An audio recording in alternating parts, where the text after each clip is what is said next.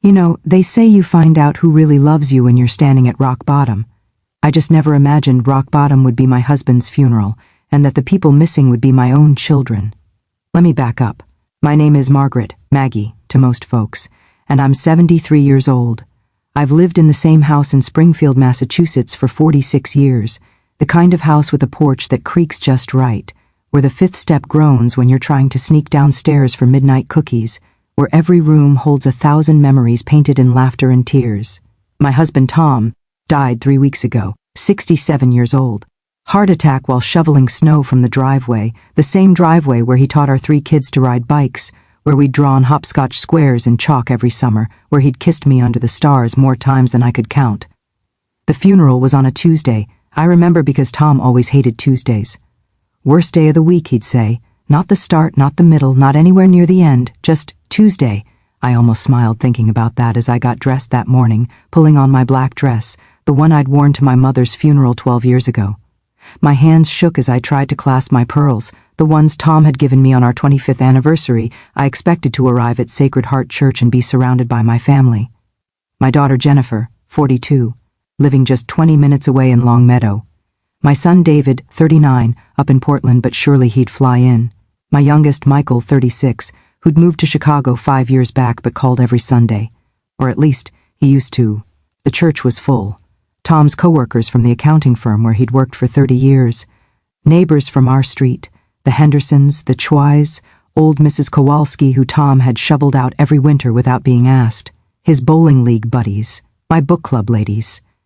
But as I walked down that aisle, my eyes scanning the pews for my children's faces, I felt my chest tighten. The front row, our family row, empty except for Tom's brother Robert and his wife Susan. I stood there, my black heels rooted to that burgundy carpet, and I couldn't breathe. The organ was playing Amazing Grace, Tom's favorite hymn, and all I could hear was the rushing sound of my own blood in my ears. "Maggie?" Robert touched my elbow gently. "Come sit down, dear." I sat through the entire funeral in a daze, hearing Father McKenna's words from somewhere far away, watching the faces of strangers and acquaintances cry for my husband while his own children were nowhere to be found. After the service, during the reception in the church basement, you know, the kind with terrible coffee and those big silver urns and cookies that taste like they've been frozen since 1987, Mrs. Henderson from 2 doors down pulled me aside. "Maggie, honey, I'm so sorry about Tom." She squeezed my hand, her eyes searching my face. "Are your kids? Are they doing okay? I didn't see them." "They couldn't make it," I heard myself say. The lie tasted like ash. Last-minute complications. But here's the truth, the one that's been eating at me. I knew they wouldn't come. It started small, the way these things always do. About 4 years ago, Jennifer got a promotion at her marketing firm. Suddenly, Sunday dinners became every other Sunday, then once a month, then, "We'll let you know, Mom, things are just crazy right now." Her husband, Brad, was climbing the corporate ladder too, and their kids, my grandkids, Emma and Noah, were in every activity imaginable. Soccer, debate team, violin, coding camp. "We're raising well-rounded children," Jennifer told me once, a edge of defensiveness in her voice when I'd asked if maybe they were doing too much. Not everyone can just sit around doing nothing. I'd been talking about a quiet Saturday afternoon, maybe baking cookies together like I used to do with her. David met Christina 3 years ago. She's lovely, truly. Successful lawyer, gorgeous, smart. But she didn't grow up like we did. Her family has money. The kind of money where they winter in Aspen and summer in the Hamptons. After they got married, David started talking differently, using words like optics and networking and legacy building. Last Thanksgiving, he sent a gift basket instead of coming home. A gift basket with cheese and crackers that cost probably $200 but felt emptier than our dinner table. And Michael, my baby. He called me 6 months ago, voice tight with anger. "Mom, why did you tell Jennifer that Christina was rude?" She said you've been talking about how Christina's changing David, how she's not one of us." "Michael, I said she was different from us. That's not an insult, that's just, I don't have time for this family drama. I've got enough stress at work." He hung up. That was February. I haven't heard his voice since. The day after the funeral, I sat in our kitchen, my kitchen now, I guess, staring at my phone.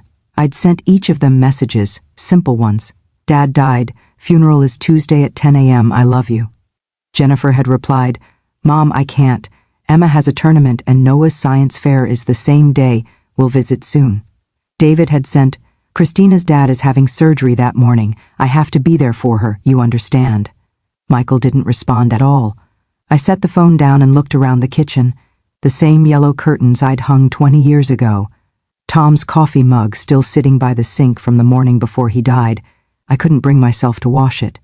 The refrigerator covered in drawings from grandchildren who barely knew me anymore, held up by magnets from family vacations that felt like ancient history. That's when I saw it. Tucked under a magnet shaped like Massachusetts, almost hidden behind a picture of Emma's kindergarten graduation, a Christmas card from 2 years ago. The last one we'd gotten from all 3 kids together, before everything fell apart. They'd coordinated somehow, all 3 families in matching red sweaters, all those smiling faces. I pulled it down and flipped it over. On the back, in Tom's handwriting, "Remember when they were small?" I sat at that kitchen table and I cried.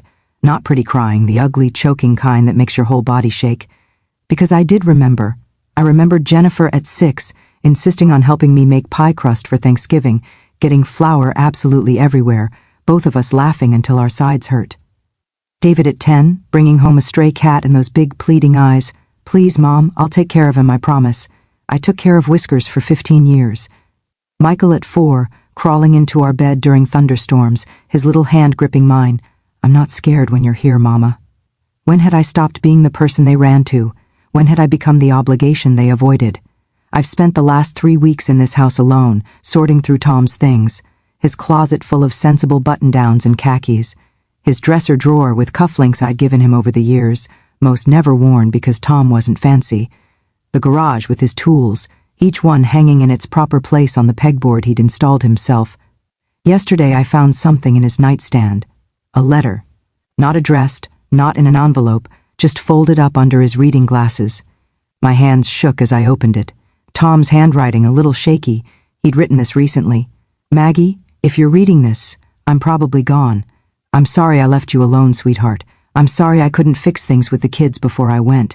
I tried to talk to Jennifer last month, to tell her that life's too short for this nonsense, but she just said I didn't understand how busy she was. I wanted to tell her that I understood perfectly.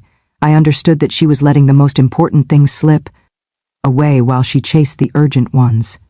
I don't know what happened to our family. Maybe we loved them too much. Maybe we didn't prepare them for the hard parts of life, for the part where you have to choose between what's easy and what matters. Or maybe this is just what happens now, in this fast world where everybody's running so hard they forget to look back and see who they've left behind. But Maggie, my Maggie, don't let them make you small. Don't let their absence convince you that you weren't enough, because you were everything. You are everything. You raised good kids. What they do with that is their choice now, and there's something else I need to tell you." The letter ended there, unfinished.